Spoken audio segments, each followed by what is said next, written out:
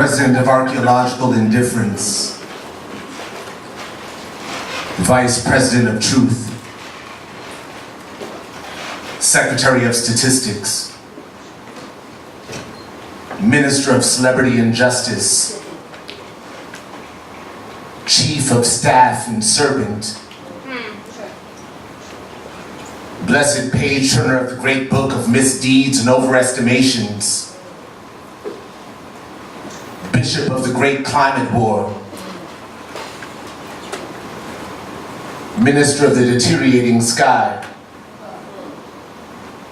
Baron of epic boredom and self-indulgence, all gathered notables. Good evening. Citizens, children of the night, bearers of the day torch, scorched and burned, burn not, the dam is broken, the curse is fled. Once muddied and still the river runs, red. All those ships that never sailed, the ones with their sea cocks open that lie scuttled in their stalls, today I bring them back, huge and intransitory, and let them sail forever, forever the recurrent sun current, the wind cannot serve as truth's currency. Currently moon-marked and sun-sparked, unmarked bills, will I am certain I speak a new language. As is always the first sign of a new age. I had begun to believe my blackened toenails were on path to decay, when in truth they had begun the gradual process of crystallization. I am he who walks with wind-scorned feet with toenails of amethyst and rose quartz, my path now crystal clear. I am come to tell you she is here. It is not written.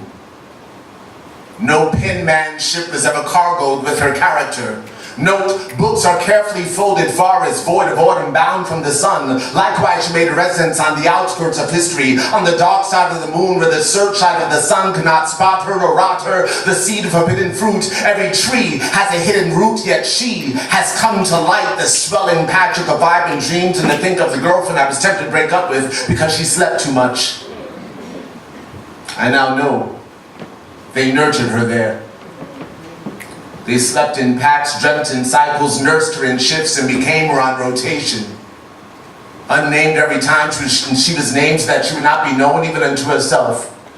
Undressed every time she was dressed that she would not be recognized anyone other than herself. They blindfolded her and spun her in circles that she would find her way here with other means and her intuition, and she has come. I am a simple disoriented man in her presence. I wear my loincloth over my eyes and ejaculate too soon. Forgive me, Father, if I have sinned.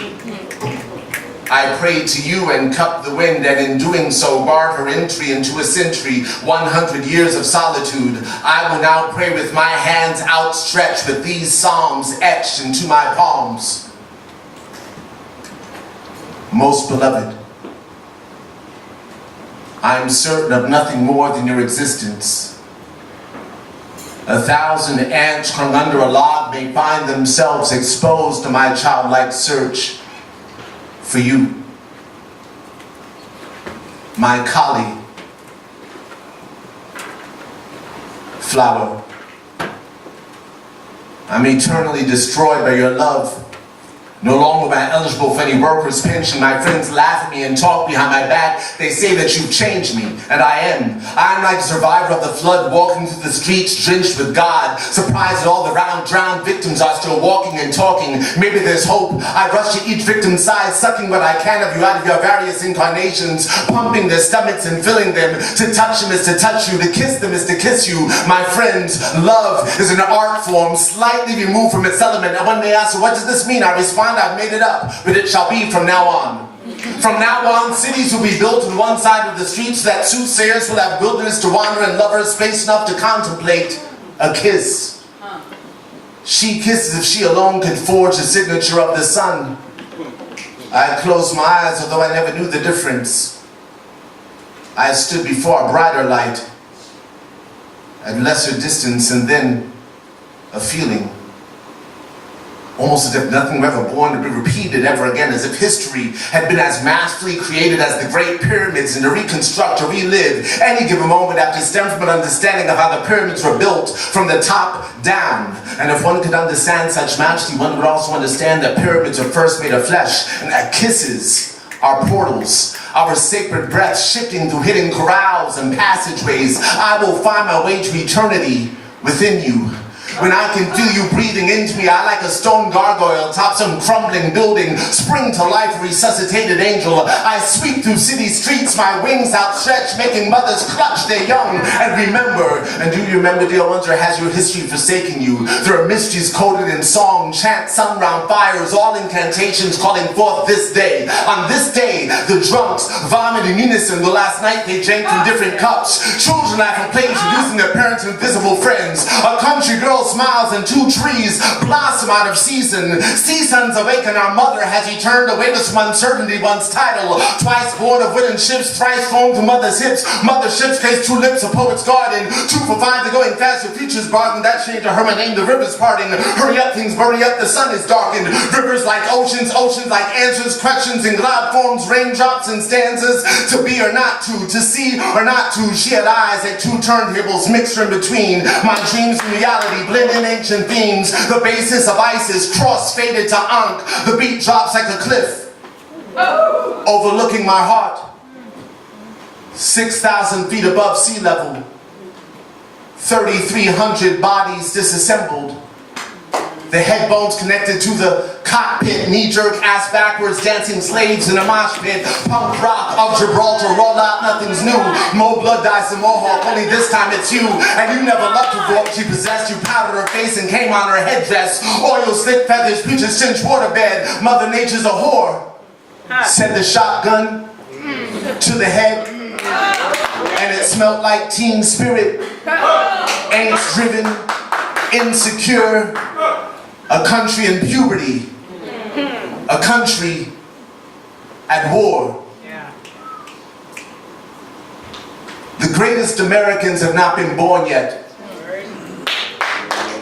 They are waiting patiently for the past to die. Please give blood.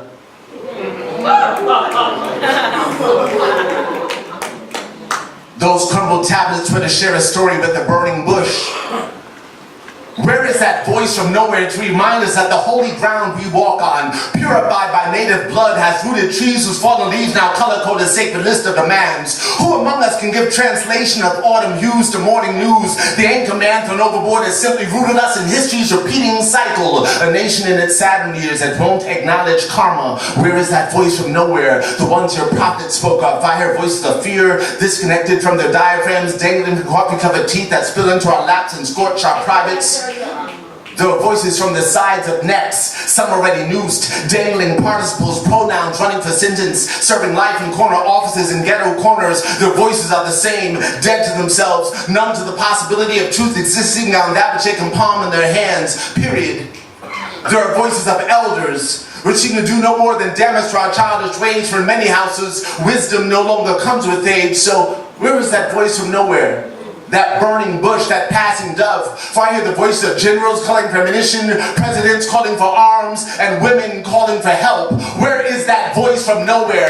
That God of Abraham. Can he be heard over the gunfire, the whiz of passing missiles, the crash of buildings, the shriek of sirens, the crack of bones, the cries of children? Or is that his mighty voice? Your angry God, craving the sacrifice of virgin iteration, sons degenerate. Your holy books written in red ink on burning sands. Your prayers between who no more than fasten the fate of your children to the hammered truth of your trigger, a truth that mushrooms this darkened cloud of the rest of us, so we too bear witness to the short-lived fate of a civilization that worships a male god. Your weapons are phallic, all of them. That dummy that sits in your lap is no longer a worthwhile spectacle. His shrunken pale face leaves little room for imagination. We have spotted moving lips that pin the voice to its proper source. The source of madness, a source of evil, a source of hunger for power, a source of weakness. We are exiting a coliseum and encircling your box office, demanding our families back, our culture back, our language back, our gods back, to return them to the proper source, the source of creation, our mother's womb, the great goddess. We will cut through the barbed wire hangers and chastity belts. We will climb in and incubate our spirits through the winter. We will wait for the degenerate course of your repeated history. We will wait for the past to die.